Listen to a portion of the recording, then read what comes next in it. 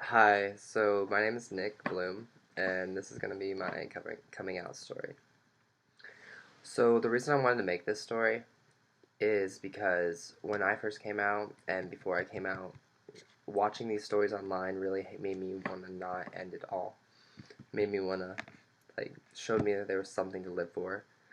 And if I can help one person doing that, then I think that it's worth it and that this video needs to be made. So, I first realized I was gay right around the 5th grade. I did not want to accept it. Um, my parents are very religious. Grandparents are religious. Whole family's religious. And I've been taught since the day I was born that if you're gay, you're gonna go to hell. And that basically, if you're gay, you should have never been born. For lack of better words, that's basically how they made it sound. And so 5th grade me stumbled on not even a bad website, but a website, and I think it was for some modeling thing. But it was guys, and they were all like basically naked, and I was freaking out because parts of me clearly liked it, and in order for me to just sit there and look at it, I was like torn because I mean, come on, you like what you like, you can't really help it, and to go through your whole life thinking that being gay is a sin and that you're going to hell, I just don't want to deal with it. So I kind of kept it at bay for a few years.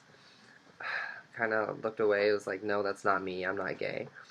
And then I hit 8th grade, and this guy, we were friends. We hung out, and he was clearly gay, and I was trying not to be judgmental because before I came out, I was one, at least till about the 7th or 8th grade, I was one of those people who were like, "You're going to hell," and quoting Bible verses at people because that's what my parents had taught me. And so by the time 8th grade comes around, this guy are hanging out, and he kisses me, and so we hang out, and I don't know. He wasn't my boyfriend, but for all intents and purposes, let's call him my boyfriend because that's basically what he was. But I would go through these things where we'd hang out, we'd cuddle and stuff, and then I'd text him that night and be like, "Yo, this could never happen again. Like, this is wrong, yada yada yada." And that's just basically how my life went from 8th grade year till about my junior year in high school. I wasn't always with the same person. I came from a small town, so it was all of three gays, and yes, we all know each other. Doesn't mean we like each other, but we all know each other in some sort. Um, but so around right before my junior year, like my freshman year, my family and I got into a lot of fights, and they made me see this counselor, and so um, I saw this counselor, and I thought it was for because we didn't get along, and I had anger issues, and I never liked to talk to my parents about anything. And so basically, what happened is they made me see the counselor, and then summer came, and I started dating a girl. I'm sorry to her for using her the way I did, because I used her to try to prove, my one last stand, that yes, I can be straight, yes, I can like the puss, for lack of better words. But so yeah, I dated her for a little while, and one of the guys I used to hang out with hit me up, and we were gonna hang out, strictly nothing more, not even. But we had mutual friends, and one of them told her, and she confronted me about it, and so I broke up with her. And then she in turn told everyone the reason I broke up with her was I was gay. She had no proof, but at the same time, she wasn't wrong. So there's that. But so it started getting around the whole high school that I was gay, and my little brother and my older brother both went to my same high school. And when it starts getting around that you're gay, word travels fast in a high school where there was 90 kids in my grade. So my little brothers and my older brother found out, and I had to come clean to my parents because they were going to. So I tell my mom, and the first thing out of her mouth was, "We will get someone to talk to you to get you thinking right."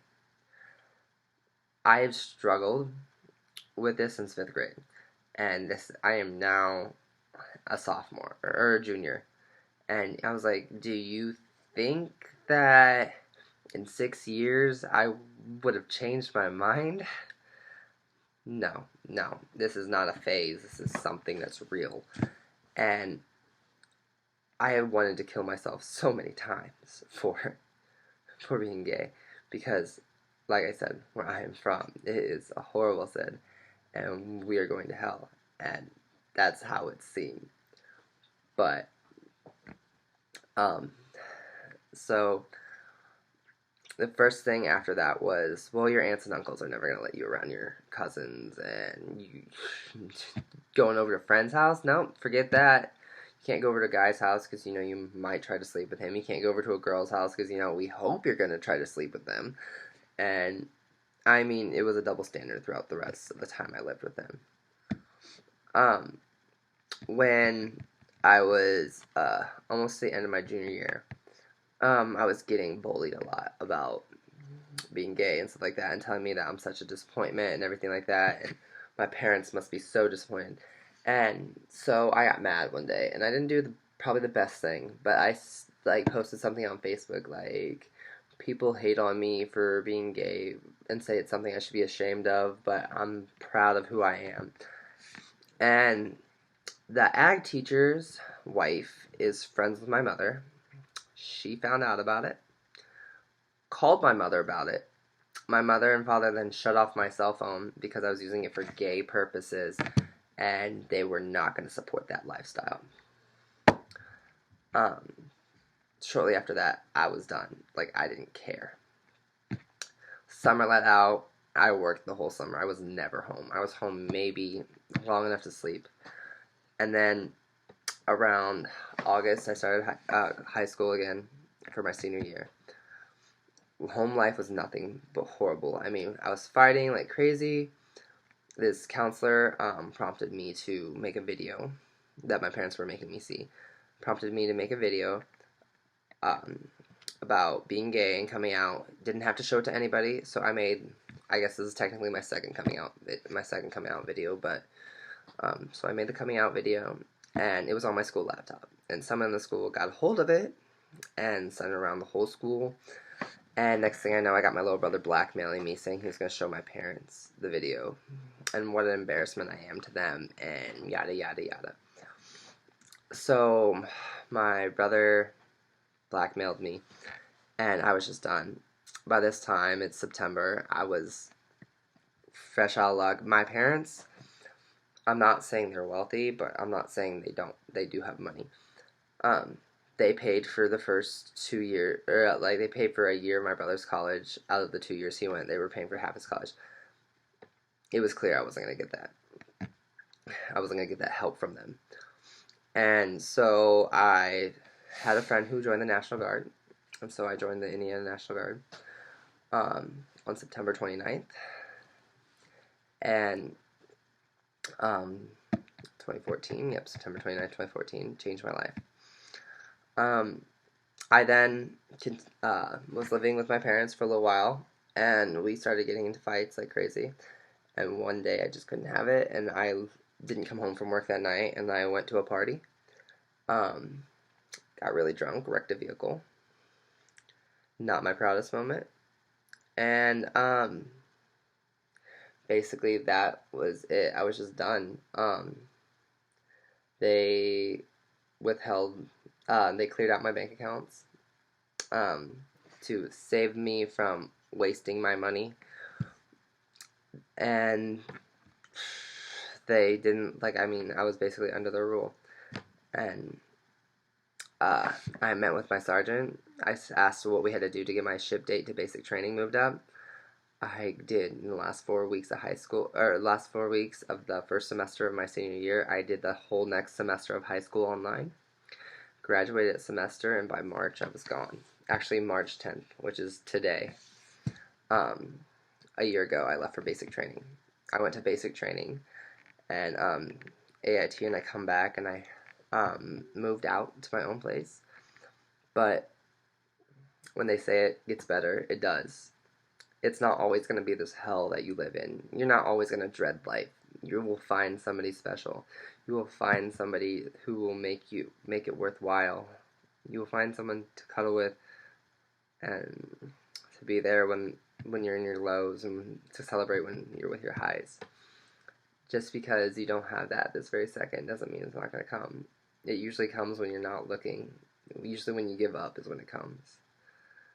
So don't forget that it does get better. I know it's cliche and that you're probably like, yeah, right, he's full of shit, but it does get better.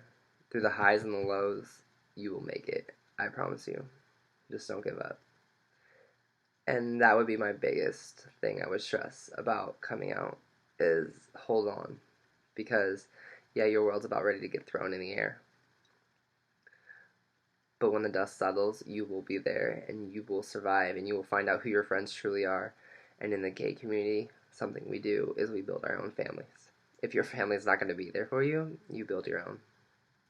That's how it works. That's what we do. We make our own family.